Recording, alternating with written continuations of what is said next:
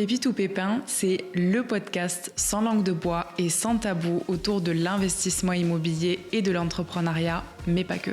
Vous avez toujours eu envie de connaître le secret des personnes qui ont trouvé la bonne idée, le bon business ou le super investissement immo qui a changé leur vie? Comment faire pour vous en inspirer et atteindre vos objectifs, qu'ils soient financiers, immo, business ou perso? Nous, c'est Valérie et Sophie, sœurs investisseuses et coach en immo, et on vous dévoile en toute transparence les coulisses des projets hors du commun faits par des personnes comme vous et nous. S'ils ont pu le faire, alors vous aussi. Bonne écoute!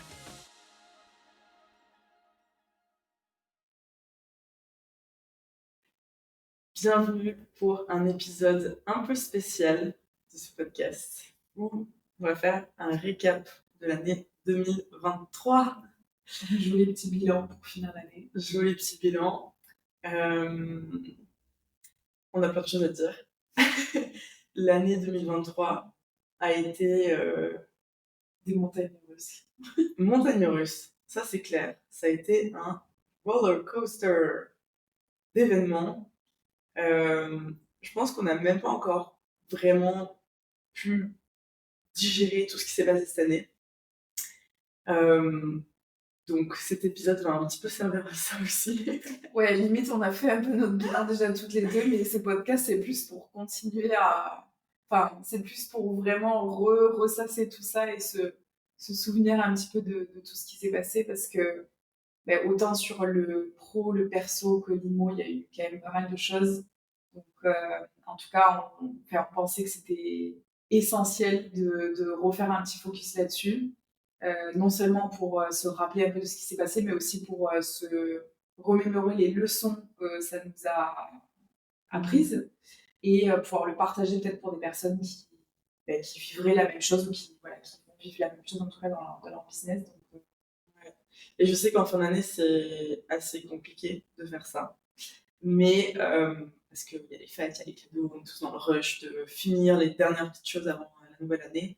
Mais c'est important de prendre le temps de faire ça, ou de prendre le temps de le faire dans la nouvelle année. Parce que je pense même que cet épisode va sortir dans la nouvelle année. Donc, prenez le temps de vous poser avant de réfléchir aux objectifs 2024, faire un point sur ce qui était bien ou pas bien en 2023, et surtout de le faire sur tous les aspects de sa vie. Donc, comme tu disais, sur le pro, sur le perso, sur les projets, sur le sport, sur la santé, sur les relations. Mais vraiment de catégoriser un petit peu parce que c'est important de faire le point sur tout. On a tendance à se calquer sur, enfin, à vraiment prendre à part entière un truc qui a été super positif ou super négatif et s'accrocher à ça, alors que c'est important de voir un peu tous les éléments dans chaque aspect de sa vie. Donc, c'est parti. Faisons le point. Côté immobilier. en plus, c'est bien qu'on commence par ça parce que je pense que c'était un peu notre point d'entrée en 2023, puisque on a démarré avec on va dire un échec immo, un refus immobilier, parce que on a tendance à partager toutes nos victoires aussi très souvent sur les réseaux, et on avait partagé ce refus qu'on avait eu pour le colloque qu'on voulait faire à Perpignan. Et en fait, ça nous avait déjà entré en matière dans l'année 2023, pas foufou, mais ça nous a mis le coup de pied aux fesses, je pense, pour aller à la rencontre de nouveaux partenaires bancaires, chose qu'on n'avait pas fait jusque-là, parce qu'encore une fois, manque de temps et un peu rester dans la zone de confort de on a nos banquiers, on a nos banques en ligne, ça se passait bien, parce qu'il n'y avait pas de demande particulière. Et puis on s'est heurté un peu à ça, et c'est ce qui a fait aussi qu'on a été à la rencontre de nouvelles personnes, qu'on est rentré au MEDEF, donc rassemblement d'entreprises à Perpignan, pour aller rencontrer des personnes. Et on est tombé sur une équipe géniale qui nous accompagne toujours aujourd'hui. Pour remettre un peu le contexte, en gros, quand on a lancé Civing, on est passé par Conto, donc c'est une banque en ligne, parce qu'on s'est dit c'est hyper facile, la facturation, le truc, l'interface utilisateur est très top. Donc c'était la facilité, on voulait pas passer par une banque traditionnelle. Et c'est clair que du coup, quand on est parti lever des fonds pour ce projet immobilier, déjà les banques traditionnelles nous disaient alerte rouge, en ce moment, vu le climat actuel, on ne prête qu'à nos clients. Et en plus de ça, vous avez une banque en ligne, c'est un peu voilà. Et on n'avait qu'un bilan. Donc du coup, pas mal de banques qui nous disaient que c'était pas possible. Ouais. Et comme tu dis, on s'est un peu... Bilan même pas finalisé encore. Même pas finalisé, en début d'année. Donc voilà, c'est pas étonnant qu'on se soit pris un refus bancaire, hein, parce que c'est vrai qu'on était un peu précipité, mais du coup voilà, on n'a pas accepté ce refus et on a enchaîné, on est direct allé démarcher plein d'autres banques. C'est vrai que ça n'avait pas été facile, on a fait plein de rendez-vous. Ouais. Et au final, c'était juste avant l'été, je crois, qu'on a rencontré du coup nos partenaires bancaires actuels, qui sont géniaux, qui croient en notre projet et qui... Bon, entre-temps, on avait du coup finalisé ce premier bilan, donc on avait ça à leur montrer, mais ça les a pas fait peur. Ils ont justement compris ce qu'on essayait de faire dans nos projets immobiliers et ils ont accepté de nous suivre. Ouais. Donc on les remercie, on est très contents.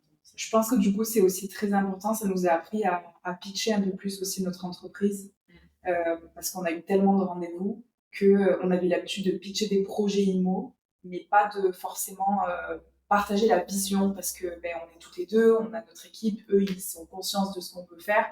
On le partage un peu aussi sur les réseaux sociaux, mais je pense que là, de devoir le présenter aussi dans un cadre beaucoup plus formel, on n'était pas habitués. Donc il y a aussi ce travail-là qui a été intéressant, je trouve, à faire, d'améliorer un petit peu notre pitch au fur et à mesure des personnes qu'on rencontrait. Donc je pense que c'est important aussi d'apprendre à vendre son entreprise, quoi, à en parler avec passion toujours. Et au final, ça nous a aussi, je pense, redonné confiance, parce que on a eu pas mal de retours de gens qui ont dit waouh, ce que vous faites, c'est beau, vous êtes jeune, on comprend le projet, enfin, c'est beau. Donc ça nous a peut-être aussi, je pense, redonné l'énergie et la motivation dont on avait besoin. Ouais. Et finalement, ces partenaires-là nous ont même accompagnés sur 2 autres très beaux projets à Perpignan. Ouais, exactement. Donc quand ce premier projet est tombé à l'eau, donc c'était un appartement qu'on allait du coup mettre en coloc. Donc ce projet, vu qu'on avait on a eu plusieurs refus bancaires et du coup on a trop perdu de temps et du coup on a dû laisser tomber ce projet-là. Mais c'était un mal pour un bien, parce qu'en effet on a trouvé 2 autres appartements sur Perpignan. Du coup un qui est aujourd'hui en location courte durée et qui cartonne. Donc en gros on l'a acheté, c'était fin août. Ouais. Et on l'a repeint, on a fait 2-3 bricoles dedans, on l'a meublé et on l'a mis du coup courant septembre sur Booking et Airbnb. Et je crois que là, au mois de décembre, on a dépassé les 3 000 € de réservation pour décembre. On est à plus de 12-13 000 € de réservation entre du coup septembre et décembre.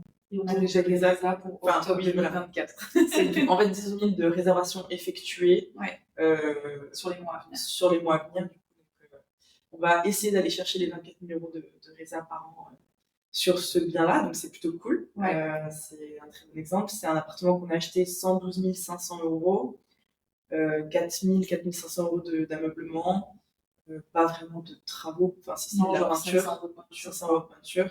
Donc en gros, franchement, super pépite, très bonne affaire, grand T4. Donc voilà, hyper facile. Enfin, des fois ça paraît trop simple, et je me rappelle quand on allait visiter ce bien, tu voulais pas l'acheter. Moi je voulais pas l'acheter parce que je me suis dit mais en fait c'est trop simple, enfin en fait limite c'est trop facile. Trop beau, ouais. Genre pourquoi personne d'autre l'a acheté en fait? Parce que il était affiché beaucoup trop haut, donc on a quand même bien négocié. Mais du coup c'était limite trop bizarre qu'ils soient encore dispo. Et donc je voulais pas trop l'acheter, et puis au final on a très bien fait de se positionner dessus, parce que c'est bien aussi des fois de faire des affaires en IMO où t'as pas besoin de faire 2 ans de travaux. Ouais. Bon, il y avait eu un tout petit retard sur le syndic, parce que du coup on avait dû faire valider certaines choses, enfin s'assurer en tout cas de certaines choses avant de pouvoir acheter, parce qu'il avait fait des travaux l'ancien propriétaire, donc ça nous avait pris un peu de temps. Et par contre l'autre projet du coup à Perpignan qu'on a acheté en même temps, celui-là on les a achetés à 2 semaines d'intervalle. Ouais, bah oui, parce qu'il y a eu les vacances de août, et je me souviens que le premier on a pu le signer juste avant, et le deuxième au final on a dû attendre. Et donc le deuxième, par contre, on commence les travaux, t'en souviens, trop contente. Il faut savoir que Sophie, c'est la personne la plus organisée de la Terre. Donc en gros, à partir du moment où en fait on a fait l'offre a été acceptée, avant même la signature du compromis, elle a contacté tous les artisans. Ouais. Donc le planning travaux était ficelé, mais au poil de cul, quoi. Le truc était carré, on savait qui démarrait à quel moment, enfin il n'y avait pas un jour de rab en fait, entre guillemets. Non, on devait finir en fin d'année, on aurait dû finir là, on aurait dû mettre en location, et on aurait pu éventuellement profiter des fêtes pour les premiers les premiers voyageurs. Hein. Et puis au final, la mairie de Perpignan a décidé autrement, puisqu'on a quand même joué un peu avec le feu, j'avoue, sur ce projet-là, puisqu'on est dans le centre-ville, vraiment l'hypercentre de Perpignan. Première pépite quand même sur ce projet, c'est qu'il y a beaucoup de personnes qui nous disaient « mais n'achetez surtout pas là-bas, le quartier il est pas top, machin, ça craint et tout ça ». Et au final, nous, on y croyait, parce qu'on savait que c'était en pleine transformation, et c'est pour ça aussi qu'on dit toujours aux gens qu'on accompagne, ne vous laissez pas influencer par les gens autour de vous, renseignez-vous vous-même, regardez bien dans les villes où vous voulez investir ou dans les quartiers, qu'est-ce qui va se faire, quels sont les futurs projets, parce que c'est comme tout entrepreneur qui se respecte, c'est que parfois tu flaires le bon filon avant les autres, et c'est ça où tu vas faire ta différence. Et clairement, c'est ce qui s'est passé, parce que les travaux dans la rue, justement, où on a acheté, ont bien avancé en cette fin d'année. Il y a même des banquiers, petite parenthèse, je me rappelle, il y a une banque qui nous a dit on ne finance pas des projets sur ce quartier-là. Alors que du coup, la banque qui nous a financé nous a dit « Ah super, ouais, je vois où c'est exactement, je sais que la mairie est en train de réhabiliter cette rue, etc. » Donc du coup, deux visions différentes, donc pareil, ne vous laissez pas battre par des avis professionnels. Et donc, bref, en tout cas, cette rue-là, c'est, on va dire, le futur de la rue commerçante de Perpignan, avec énormément de restos qui sont déjà installés, des nouvelles adresses super sympas. Donc en tout cas, on a flairé le bon filon, et donc ça nous a bien confirmé que ça allait exploser encore plus que l'autre appartement. Mais soit la mairie de Perpignan nous a demandé d'arrêter le chantier, puisqu'on n'avait pas l'autorisation on n'avait pas fait de demande de déclaration préalable pour changer les menuiseries. Mais pas que, on a appris aussi à nos dépens que la mairie voulait même vérifier qu'on gardait les carreaux de ciment et la cheminée, en gros, tout le charme de l'ancien, que dans tous les cas on avait prévu de garder, parce qu'on serait folle de faire tomber une cheminée et de changer le carreau de ciment. Mais ils voulaient vraiment s'assurer, avec les architectes des bâtiments de France, qu'on n'allait pas faire n'importe quoi. Et donc on a perdu bien 2 mois du coup, sur notre planning, peut-être même 3 mois, parce que je pense qu'on va le louer à partir de mars. Mais du coup, petite douche froide aussi, parce qu'on avait démarré les chantiers depuis 2 semaines. Donc on était en pleine euphorie de waouh, ça va être la folie. Et puis d'un coup, en fait, il faut tout revoir, il faut faire des plans, il faut changer les devis, il faut faire venir d'autres artisans qui sont calés en tout cas dans le domaine des menuiseries à l'ancienne, parce qu'il fallait reproduire à l'identique ce qu'il y avait déjà. Donc petite douche froide. Donc ça nous a coûté du temps, ça nous a coûté de l'argent. Et ça nous a appris quand même pas mal de choses. Après, c'était entièrement notre faute. Encore une fois, on aurait clairement dû contacter l'urbanisme pour comprendre, sachant que c'est dans un quartier historique, on aurait dû les contacter pour comprendre ce qu'il fallait faire. Mais voilà, on n'a pas fait, on a voulu rester dans la zone grise un peu et faire les choses, et au final, ça va passer. Mais c'est pas grave, le chantier a repris avant la fin d'année. Et ça avance plutôt bien, donc on espère que d'ici février-mars, plutôt mars, ça sera en location. Ça, c'est plutôt cool. Et ensuite, il y a 2 autres projets IMO qu'on a fait cette année. C'était un peu la surprise, c'était pas vraiment prévu, mais ça nous est tombé dessus. Si, attends, moi, c'était sur mes résolutions 2023. C'est vrai? Je les ai retrouvées. Je savais pas. Vas-y, explique alors, c'est quoi cette résolution et ce projet? On a toutes les 2 obtenu le financement pour nos résidences principales. Voilà. Et en plus, on l'a eu juste là, en fin 2023. Enfin, c'est clairement tout. Toi hier, moi quelques jours avant, mais c'est vraiment tout frais. Non, alors j'ai retrouvé mes résolutions 2023. Parce que parfois je les fais et puis en fait ça finit, je sais pas où, quelque part, dans des notes supprimées. Mais c'était dans mes résolutions 2023 de trouver l'ARP sur Perpignan. Enfin, dans le secteur en tout cas. Et moi, comment ça s'est passé, c'est que arrivé un peu fin 2023, parce qu'au final je me suis décidée en novembre, je crois, je vends ma maison à Toulouse, ma première résidence principale, du coup, justement. Et là, je me dis, maintenant que j'ai plus ça, que j'en suis débarrassée, il faut que je fasse autre chose. Et je me suis mis un challenge de trouver une résidence principale en 30 jours. Et donc, j'explique dans une vidéo YouTube, justement, qui va sortir aussi, comment est-ce que je me suis lancée ce challenge. En tout cas, ce que je veux dire, c'est que j'ai finalement atteint mon objectif en 7 jours. Et je trouve que le fait de se mettre un challenge, mais non seulement de se challenger, mais ensuite de l'annoncer publiquement, en fait, t'es obligé, quoi. En fait, tu t'es vendu, donc t'es obligé d'y aller. Et en fait, ce que j'ai fait, c'est que je l'ai pas dit juste à toi, à M, à papa et tout, je l'ai mis sur Slack. Donc, c'est-à-dire que devant plus de 550 clients, je me suis mis à nu et j'ai dit, les gars, je vais trouver un MARP, j'ai 30 jours, je me laisse pas d'autres possibilités, quoi. Et du coup, comment dire, j'ai fait des vidéos tous les jours, donc j'ai vraiment genre témoigné le truc, quoi. Et, euh, et voilà, du coup, j'ai trouvé ma AFP. En 7 jours, j'ai fait ma liste de critères. J'ai commencé à aller sur les sites des annonces. Je suis allée en visite. J'ai visité 5 maisons au total, dont une avec toi. Et puis, j'ai fait une offre. J'ai négocié pendant 2 jours. Et ensuite, ça a été accepté. Et bon, let's go. Voilà, j'adore. Résolution, challenge, allez hop, let's go. Mais non, mais c'est vrai qu'il y a une force quand tu l'annonces publiquement, et c'est ça aussi qui, je pense, est important aussi pour 2024, ou même, enfin, qu'importe que ce soit pour nous ou pour les personnes qui nous écoutent, de le dire à vote. Du coup, t'es responsable, en fait, genre, c'est pas que toi dans ta tête, et comme tu dis, dans un cahier que tu vas perdre dans ta montagne de choses que tu as chez toi, mais tu t'es engagé publiquement, et ça veut publiquement ou en mode, à tes potes, tu l'annonces à ta famille, etc. Tu l'as annoncé, donc tu l'as dit à moi, donc tu vas devoir le faire. Et en fait, tu as ce truc de, tu peux pas abandonner, quoi. Et je pense qu'on est trop peu à le faire parce qu'on a trop peur d'échouer et on a trop peur de l'échec, alors que justement, je trouve que le fait de l'annoncer, ça t'enlève un poids aussi parce que tu te dis, je l'ai dit, c'est bon, maintenant je vais le faire. Et à la limite, je trouve qu'il y a une force aussi à l'annoncer. Et au pire, si tu échoues, c'est pas grave. C'est ce que j'allais dire. Mais tu auras essayé, quoi. Et tu seras vraiment jeté corps et âme vers cet objectif. Ouais, je pense que si j'avais pas réussi, ça aurait pas été un échec. Dans tous les cas, j'aurais appris parce que j'aurais quand même fait des démarches pour y arriver. Donc, j'aurais quand même appris des choses. J'aurais peut-être vu des appartements ou des maisons qui correspondaient pas. Donc, j'aurais affiné un petit peu mes critères, etc. Donc, dans tous les cas, ça aurait été une leçon. Et ça m'aurait motivé, du coup, à reprendre peut-être à la rentrée. Mais voilà, faut pas le voir comme un échec si on n'y arrive pas. Mais c'est vrai qu'il y a aussi, du coup, plus de personnes qui ont envie de savoir comment ça se passe et qui vont peut-être t'aider aussi en chemin. Donc ouais, j'ai trouvé ça.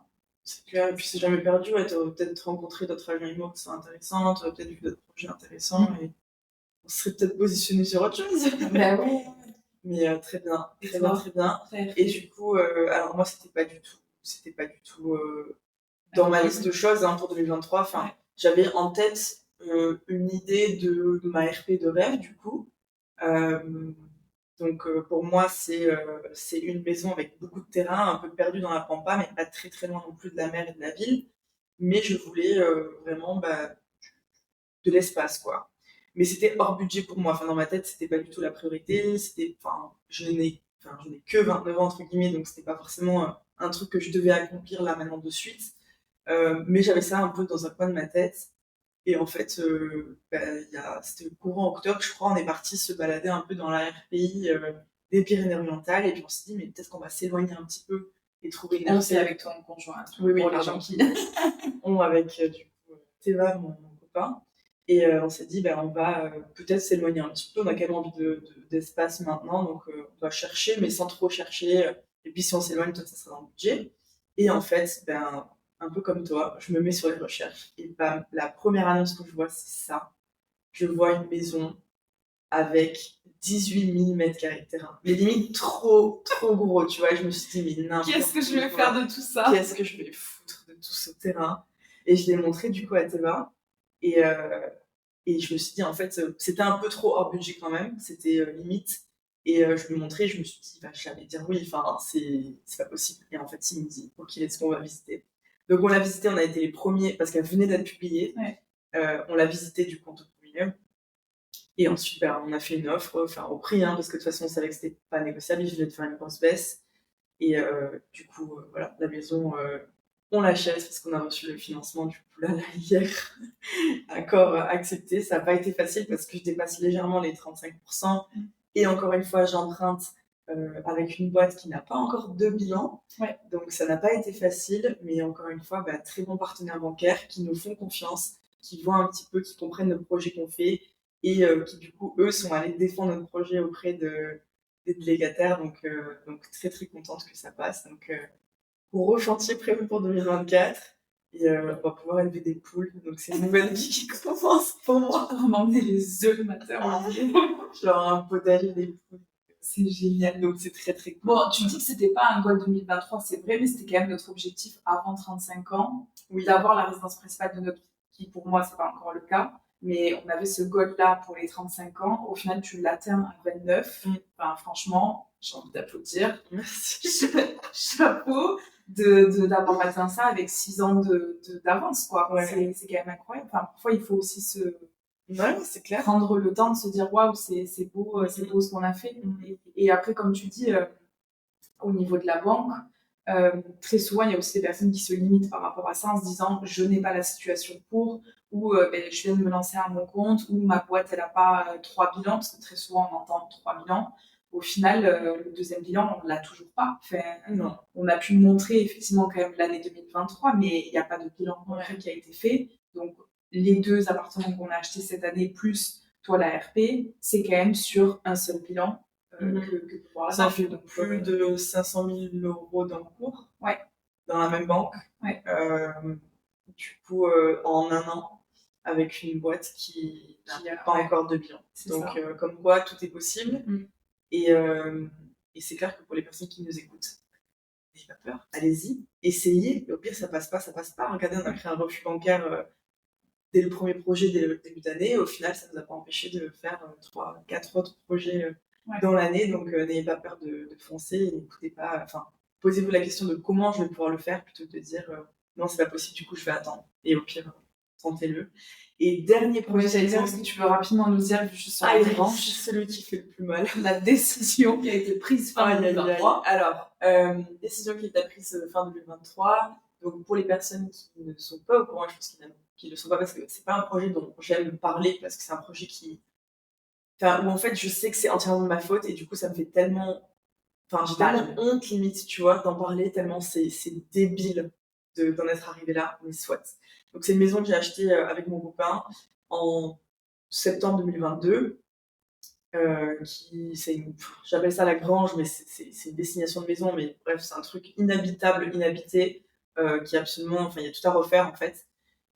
Et bref, le chantier est parti en cacahuète. On a décidé de travailler avec un maître d'œuvre qui, eux, ont choisi une entreprise tout corps d'État. Et d'entrée de jeu, dès le 3e jour, je crois, de chantier, ça a été le bordel, pas possible. Pour la faire courte, plus ou moins abandon de chantier, la maison qui est sur le point de s'effondrer, les planchers entièrement à refaire, enfin une voûte qui s'affaisse, n'importe quoi.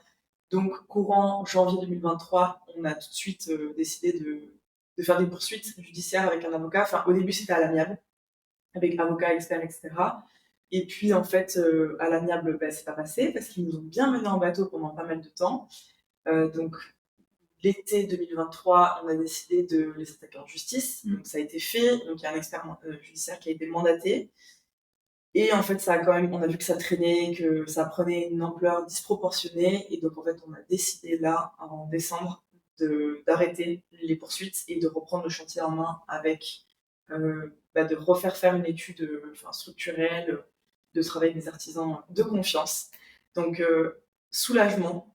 Pas facile à prendre comme décision non plus, pas facile de lâcher parce que c'est une grosse perte financière. Et puis, en fait, on a quand même perdu 1 an. Et en fait, je me dis, fait chier, on aurait pu arrêter déjà en janvier et reprendre des travaux avec des entreprises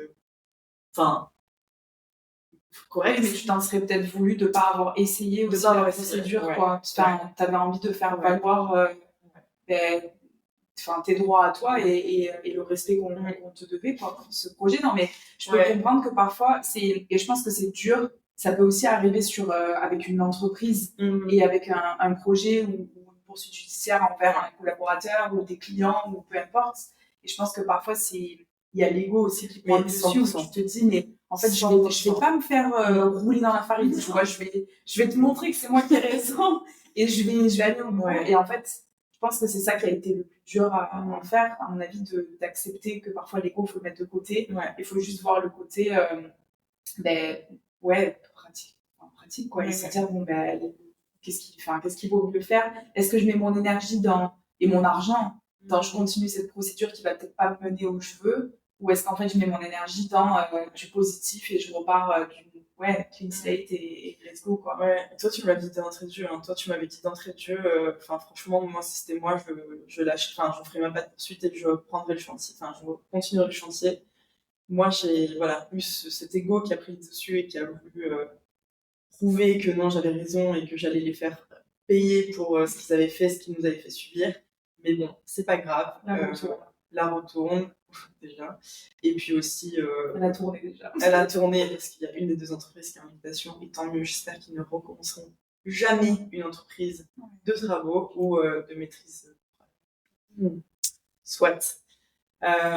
J'ai aussi appris énormément de choses. Je sais que moi, toi, t'es plus en mode, ok, je réfléchis, on y va. Moi, je suis plus en mode, je fonce et puis on verra plus tard. Et en fait, je sais aussi maintenant qu'avec des chantiers pareils, il faut prendre des choses dans l'ordre. Il faut que, tant pis si ça coûte de l'argent et que ça prend beaucoup de temps, il faut travailler avec les bonnes personnes, il faut prendre le temps de faire une étude structure, il faut prendre le temps de prendre une assurance dommage ouvrage, il faut prendre le temps de s'assurer de bien s'entourer, d'avoir en fait un plan A, B, C, D, E, et aussi d'avoir vraiment pris en compte, ok, voici les risques qu'il peut y avoir. Peut-être que ça va pas se passer, mais si jamais ça se passe, qu'est-ce que je fais comme solution?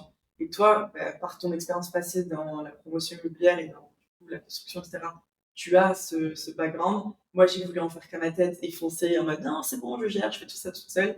Aujourd'hui, je sais que je le recommencerai plus, mais je suis aussi très contente que ce soit arrivé aussi tôt, entre guillemets, dans ma vie d'investisseuse, parce que je sais qu'on a encore des centaines de chantiers qui vont arriver et que je vais du coup beaucoup mieux gérer grâce aussi à ce qui s'est passé ici. Donc je choisis aussi, je suis soulagée d'avoir pris cette décision. Je le vois comme pas un échec, parce que j'aime pas dire qu'il y a des échecs, il y a des apprentissages. Ouais. Donc je le vois comme ça et puis on avance. Mais voilà.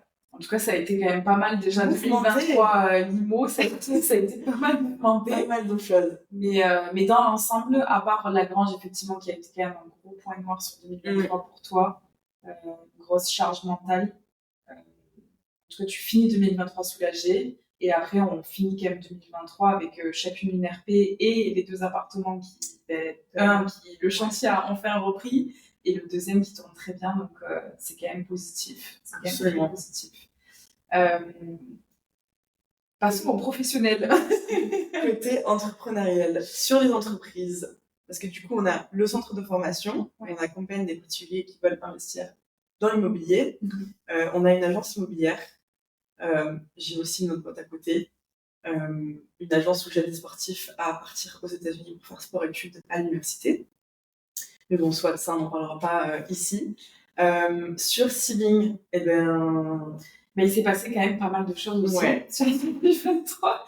Je pense qu'on a, je dirais pareil, montagne russe de ouf, quoi. Enfin, en soi, c'est très lié du coup avec l'immobilier aussi parce que c'est aussi la première année où on a investi au travers de la boîte avec du coup le premier bilan. Donc ça, forcément, c'est très lié. On est dans l'immobilier avec ces boîtes aussi, donc immobilier encore plus. Je dirais pareil, énormément de leçons, énormément de déceptions, de mauvaises nouvelles, mais aussi de choses incroyables qui sont arrivées. Je ne sais pas si on va pouvoir tout détailler, mais il y a eu, rien que sur les équipes, parce que je pense qu'une entreprise, on l'a démarré que tous les deux. En 2021, on a Fiona qui nous a rejoint en premier, et ensuite c'est entre 2022 et 2023 que nos équipes vraiment elles grandissent avec nous. Qu'il y a eu des changements et je pense que c'est aussi une part qui est très lourde pour tout entrepreneur, tout dirigeant d'entreprise, de savoir bien s'entourer, de recruter les bonnes personnes au bon poste et en fait je pense que c'est une des choses qui nous a fait le plus grandir sur nos entreprises, c'est vraiment la gestion de l'humain. On maîtrise pas encore totalement. Qu'on maîtrise pas du tout entièrement, mais je pense qu'effectivement ça a été des gros points noirs et aussi d'autres côtés magnifiques. Mais on a quand même eu des soucis avec une personne en alternance. On a eu des personnes qui nous ont rejoints et qui finalement, pour des problèmes personnels ou par conviction, par changement professionnel, on va dire, ont quitté l'aventure aussi. D'autres personnes qui sont arrivées. Donc, on a appris quand même beaucoup de choses aussi sur le recrutement, sur... On a appris qu'il fallait s'écouter et qu'en fait personnes ne mentent pas, c'est-à-dire que quand elles montrent leur vrai visage, il ne faut pas croire que vous allez pouvoir l'échanger, leur apprendre, parce que bien sûr que je pense qu'on peut former quelqu'un sur les compétences, mais je pense qu'en fait, on ne peut pas motiver quelqu'un. Euh, on ne peut pas inculquer le sens du travail non plus. Ça, c'est quelque chose que tu dois avoir de base. L'organisation, enfin, il y a des choses sur lesquelles tu peux aider quelqu'un à évoluer, mais il y a des choses innées, enfin, des valeurs profondes que si la personne ne partage pas, tu vas pas pouvoir leur apprendre. Non. Et je pense que toi et moi, on a été un peu trop gentils à certains moments à vouloir se dire, mais parce qu'on croit tellement en notre projet, on est tellement passionné par la boîte que on s'attendait aussi à ce que certaines personnes le soient aussi. Et en fait, il faut qu'on apprenne qu'il y a un moment donné, et je pense qu'on était un peu trop dans le jeu aussi, et donc il y a des moments où en fait on s'est dit, on n'a pas le temps, entre guillemets, de recruter d'autres personnes, on n'a pas le temps du coup de se séparer de celle-là, genre ça se passe pas très bien, mais c'est pas grave, on le verra plus tard, on est dans le jeu, on avance, et en fait, il faut prendre le temps, il faut embaucher rapidement, il faut virer rapidement. Et en fait, il faut prendre le temps d'embaucher, enfin, de former les personnes une fois qu'elles sont dans la boîte. Et ça, c'est vraiment un axe qu'on va travailler aussi en 2024. Rien que pour le recrutement, je pense qu'on a appris qu'il fallait pas non plus recruter vite parce qu'on était en besoin. Je pense qu'on a appris aussi que maintenant, on fait une plus grosse sélection aussi parce qu'il y a des personnes, je pense aussi avec les métiers digitaux à distance, il y a beaucoup de personnes qui le voient comme un métier facile et ok, je vais pouvoir bosser de chez moi, je vais pouvoir bosser de mon canapé quelques heures par-ci par-là. Et du coup, c'est des nouveaux métiers aussi, c'est des nouvelles manières en tout cas de fonctionner. Donc, il faut le temps que ça rentre aussi un peu dans les mœurs des gens, que c'est des nouvelles manières de travailler, mais que ça reste du travail, ça reste une boîte et ça reste toujours à développer. Donc, il y a sur ça aussi qu'il faut qu'on arrive à communiquer mieux, je pense. Et effectivement, comme tu disais, l'encadrement et la formation des personnes, encore une fois, en étant à distance, n'est pas toujours facile, mais c'est important de créer ces process-là, et on l'a dit dès le début, de créer des process, on l'a clairement pas fait, même moi qui suis très organisée, au bout d'un moment, tout le monde le sait, quand tu lances une boîte, t'es partout, t'es au four et au moulin, et t'essayes de placer les gens où tu peux, tu t'attends à ce qu'ils soient polyvalents, mais c'est pas facile non plus s'ils n'ont pas un cadre clair, et ça on l'a un peu appris à nos dépens. Donc ouais, c'est hyper enrichissant aussi d'avoir vécu tout ça, même si ça a été aussi des moments de points noirs, enfin, où, quand ça va pas avec une partie de l'équipe, il y a des moments où on a été en down, il faut le dire, ça a été compliqué parce que du coup nous on devait reprendre aussi des choses. Tu dois refaire quoi. Enfin, en tant que chef d'entreprise, si ça n'a pas été fait, c'est à toi de le faire. Donc c'était assez dur à certains moments. Après, on a eu aussi des super moments. Je sais qu'avec l'équipe, on a fait du coup notre premier séminaire d'équipe. Donc au mois de mai, on a rassemblé, parce que du coup toutes les personnes sont un peu éparpillées partout en France. Et du coup, on a rassemblé tout le monde du coup par ici. Donc c'était super chouette pour un très bon week-end. On a fait le Tour de France aussi, où on est parti voir du coup des clients, enfin les chantiers du coup des clients un peu partout en France. Et en faisant ça, on a embarqué un membre de notre équipe, Justine, avec qui c'était super fun, on a grave rigolé.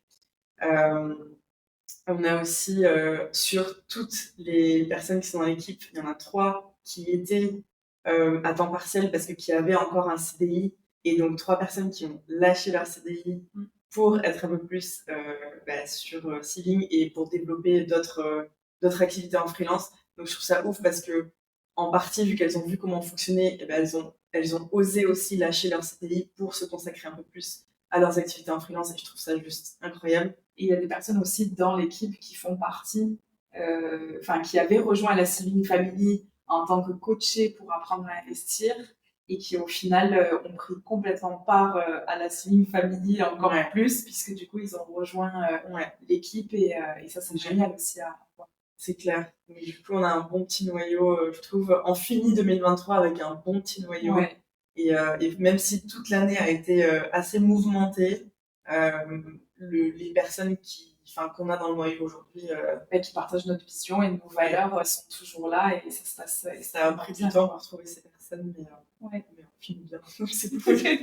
Et j'allais dire aussi ce que le Tour de France nous a montré, donc ça va un peu dans la continuité de ce que tu disais pour l'équipe, que ben, il y en a certains et certaines qui ont du coup osé passer le cap de se lancer. On l'a vu aussi avec le Tour de France et je pense que ça a été le gros boost aussi dont on avait besoin à la période où on l'a fait. Ouais, je pense que c'était un des moments forts de 2023. Le Tour de France, ouais, entre mars et avril, je pense c'était le bon moment pour... voilà, on avait déjà démarré 2023, c'était pas hyper facile sur certains aspects, et donc de faire ça, ça nous a montré que non seulement il y a des personnes du coup, qui sont passées à l'action, qui voilà, nous ont montré leur chantier, mais ça a changé leur vie concrètement. Ça a vraiment le fait d'avoir un cash flow tous les mois qui rentre, d'avoir un complément de salaire, et c'est même pas que financier, parce que du coup maintenant ils ont le choix. Il y en a certaines qui ont pareil changé le côté professionnel, etc. Mais ce que ça ouvre d'autres horizons. En fait, c'est qu'il y a une ouverture après derrière ça, une fois que tu as passé ce premier pied dans l'investissement IMO, t'ouvres la porte, soit tu continues dans ça, soit ça t'ouvre la porte sur autre chose. Et j'adore, c'est toi qui me l'avais sorti un jour, mais c'est qu'avec une seule bougie, tu vas pas en allumer qu'une autre. Celle-ci, elle va allumer une autre bougie et une autre bougie. Et en fait, oui, ta flamme à toi, elle diminue. Voilà, ta flamme à toi ne diminue pas, mais elle permet d'en allumer tellement d'autres. Et on l'a vu dans le Tour de France, le nombre de personnes qui nous ont dit bah, écoute, en fait, je vais investir avec mes parents pour le prochain, ou j'ai mon petit frère qui, du coup, il s'est pris de passion pour la rénovation, et donc il va suivre, du coup, une formation en artisanat. Voilà, je vais changer mon taf parce qu'en fait, j'ai vu que ça me plaisait plus. Et waouh, comment, en fait, ce petit début de changement dans la vie de quelqu'un peut, en fait, tout changer. Ouais. Et ça, c'est le plus beau cadeau, je pense, qu'on puisse recevoir de la part de nos coachés. C'est clair. C'est ça, quoi. Ouais, et je pense que si ça nous a appris une chose aussi, parce que pour les personnes qui nous écoutent et qui sont, qui travaillent derrière un ordi concrètement, qui ont des clients qui sont à distance, qui sont pas vraiment au contact de leurs clients en présentiel au quotidien, je sais que par moments ça peut être très difficile de se rendre compte en fait de l'impact qu'on a, que notre travail a. Et c'est vrai que je vous invite fortement à organiser des événements en présentiel, à communiquer avec vos clients en présentiel, parce que c'est vrai que les deux moments forts de 2023, du coup, c'était ce fameux Tour de France où on a pu vraiment nous rendre sur les chantiers des personnes qu'on a accompagnées et voir en physique, échanger, comme tu dis, avec eux, se rendre compte en fait de l'impact qu'on avait eu sur eux et que eux ont eu sur les personnes de leur entourage. Et ensuite, la journée en présentiel, la journée de formation qu'on a organisée à Paris en novembre, où là aussi, on avait un petit groupe de 25 personnes qu'on a accompagnées pendant une journée entière, où vraiment, c'est une journée de formation où on a pu aussi avoir des coachés qui étaient présents, des personnes qui n'étaient pas encore dans la formation, dans l'accompagnement qui étaient présentes. Et pareil, de pouvoir échanger sur leurs blocages, mais aussi leurs réussites, leurs envies, leurs projets, leurs rêves. C'était très, très beau et je pense très, très gratifiant. Donc, si jamais vous avez un petit coup de barre, comme nous, on a pu l'avoir à plein de reprises, allez au contact des personnes de vos clients et rendez-vous compte de l'impact que vous avez sur eux. Parce que pareil, je pense que quand on est à son compte, on n'a pas le patron qui nous dit c'est bien ce que tu fais. C'est à toi de te le dire à toi-même. Et c'est très dur de le faire souvent. On ne le fait pas assez. Bon, nous, encore, on a cette facilité parce qu'on est deux, donc on peut dire ouais, Sophie, c'est génial ce que tu as fait hier, ou c'est génial, bravo pour la réussite de ton projet ou quoi. Mais quand on est seul, c'est encore pire. Donc, franchement, en tant que chef d'entreprise, essayez de trouver cette validation, cette gratification et ce remerciement parfois aussi dans le contact client, parce que des fois, c'est nécessaire et ça fait du bien. Donc, deux très beaux projets de 2023 et je pense que c'est important de continuer à le faire aussi. Ouais, je suis d'accord. Je pense que ça, on l'emmènera avec nous en 2024, c'est sûr. Et je veux dire aussi pour la réussite des clients, ce qu'on a trouvé tellement beau aussi, c'est la mixité et les différences de projets qu'il a pu y avoir. Chacun à son niveau, chacun avec ses objectifs, chacun avec son bagage, peu importe, les blocages qu'il y avait avant, etc. Il y a eu des investissements qui on ne fait que leur dire il n'y a pas de petits investissements, il n'y a pas de bons investissements, il n'y a pas de juste lancez-vous avec ce avec quoi vous vous sentez aligné. Il y a des personnes qui ont investi dans des parkings, il y a des personnes qui investissent dans du petit studio, il y en a qui vont jusqu'à de l'immeuble, de la maison à diviser. Il y a vraiment tout type de projets qui sont possibles avec des budgets divers et variés, avec des secteurs géographiques aussi, parce qu'on a des personnes aujourd'hui partout en France, on a des personnes qui sont dans les dom-toms, on a des personnes qui sont à l'étranger. Et du coup, on couvre un territoire qui est quand même assez important. Et je trouve ça beau de voir qu'il n'y a pas de, voilà, il y a pas de limite, il n'y a pas un seul type d'investissement qui est intéressant. C'est juste aller chercher ce qui vous convient à vous. Et en fait, tu seras épanoui. Et puis, la place de parking, ça peut devenir... soit tu te spécialises là-dedans, soit c'est ta porte d'entrée. Mais j'ai trouvé ça vraiment beau, tout ce qui a été investi.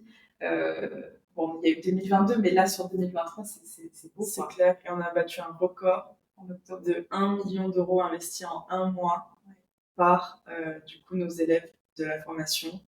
1 million d'euros au mois d'octobre cette année. Donc, c'était assez impressionnant. On voyait sur le mur des victoires, dans le canal qu'on a, on voyait, j'ai acheté un immeuble, j'ai fait ci, j'ai signé ça. On était là en mode, ouais, donc, c'était assez ouf.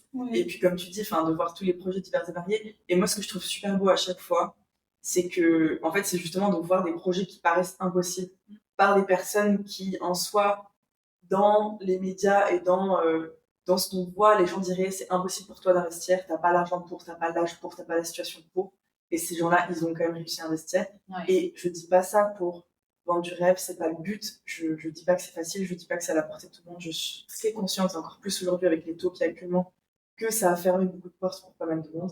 Mais il y a aussi, rendez-vous compte de la possibilité qu'il y a des opportunités qui se présentent à vous si on s'en donne les moyens, si on se sort les doigts et qu'on le fait. Et c'est vrai que cette année, ça a été un exemple de ça. Le nombre de personnes qui ont investi alors que ils n'auraient pas dû, quoi. Les gens leur disent que c'est pas possible, ils l'ont fait quand même. Des personnes en alternance, des personnes, des mères célibataires, des personnes avec 10 000 euros d'épargne, alors qu'ils ont fait des projets bien plus gros. Il y a encore des personnes qui ont fait des projets financés à 110%. Donc sans apport. Il y a des personnes qui sont sur la résidence principale.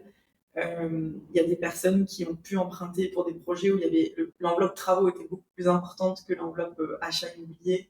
Il y a une personne qui a fait un crédit sur 24 ans à en dessous de 4%, là encore au mois de décembre.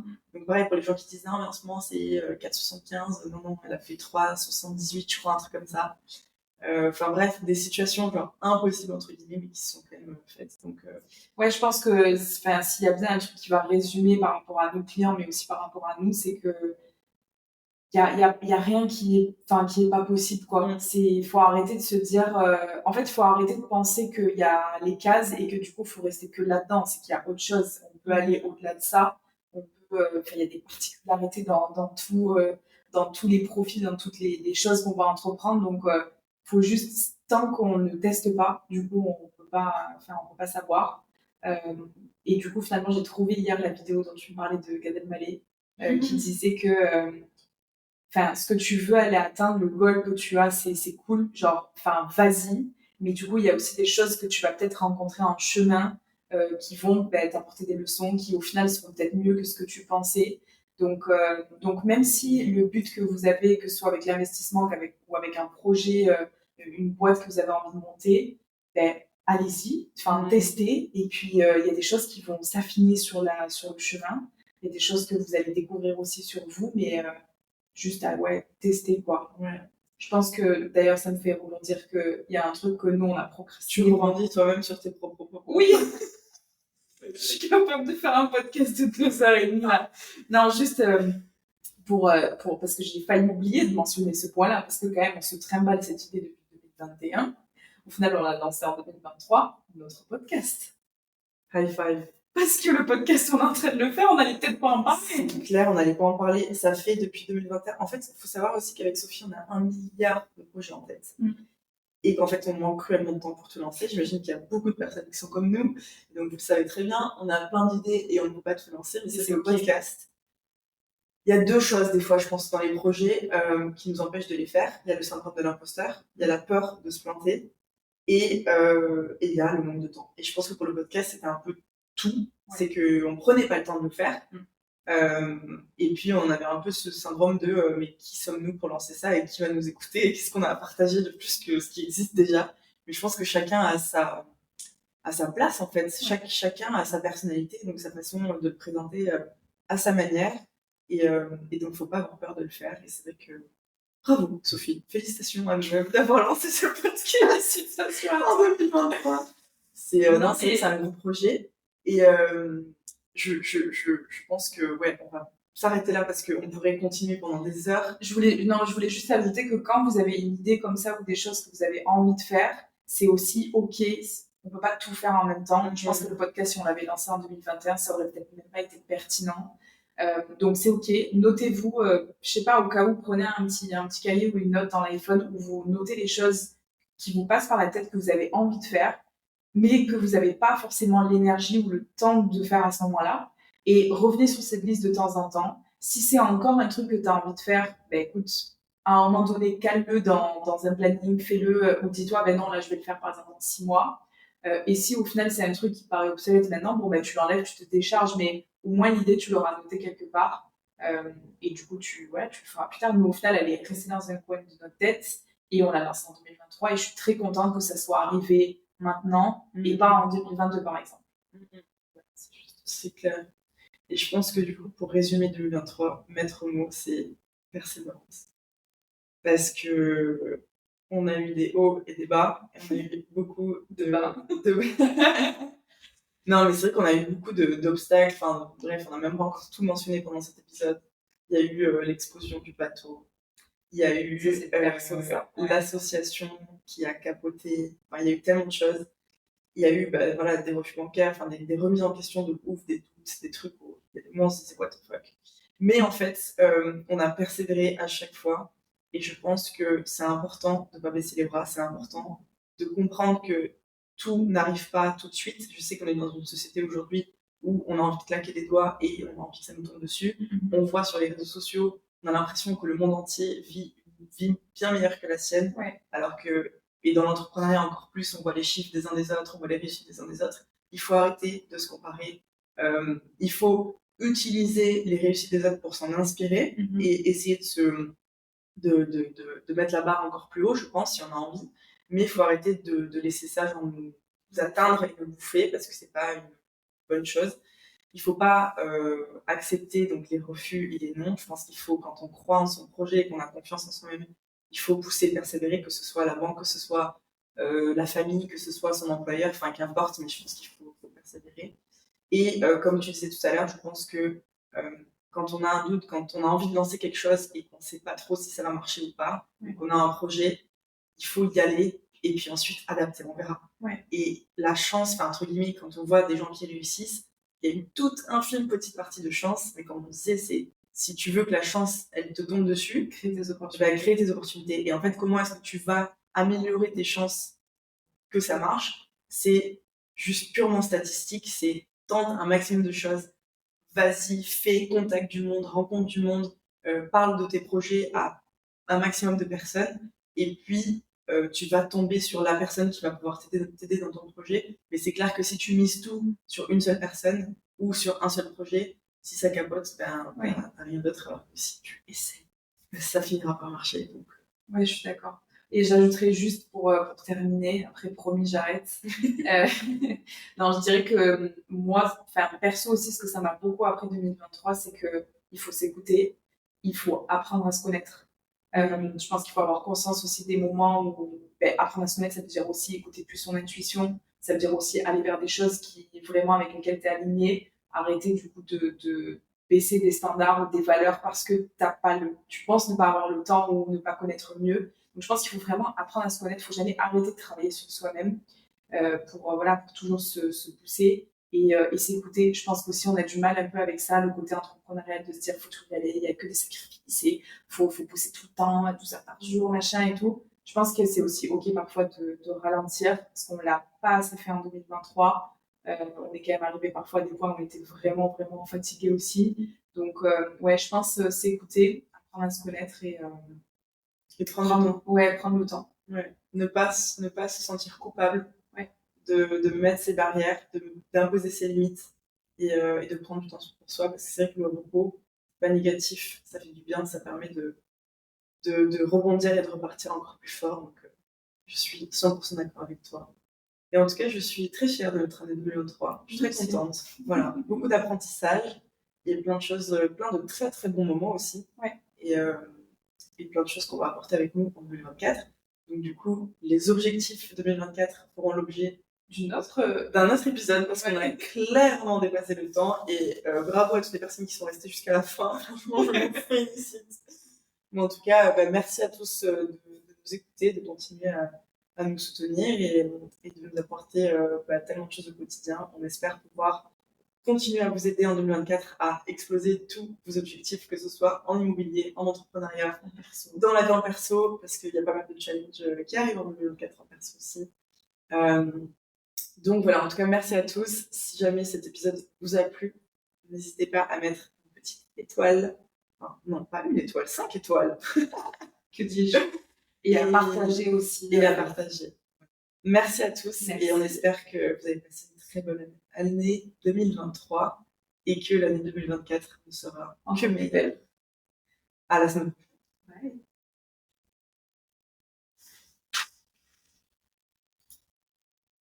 Merci d'avoir passé ce moment à nos côtés. On espère que vous avez trouvé l'échange du jour inspirant et qui vous a donné l'énergie nécessaire pour, à votre tour, passer à l'action dans vos projets. Si cet échange vous a plu, n'hésitez pas à nous mettre 5 étoiles et à vous abonner à ce podcast pour ne louper aucun épisode. Dites-nous en commentaire quel invité ou quel sujet vous aimeriez entendre une prochaine fois. On se retrouve la semaine prochaine pour un nouvel épisode. En attendant, vous pouvez retrouver nos tips IMO et Mindset au quotidien sur Instagram et sur YouTube en tapant Saving Sisters dans la barre de recherche. À la semaine prochaine.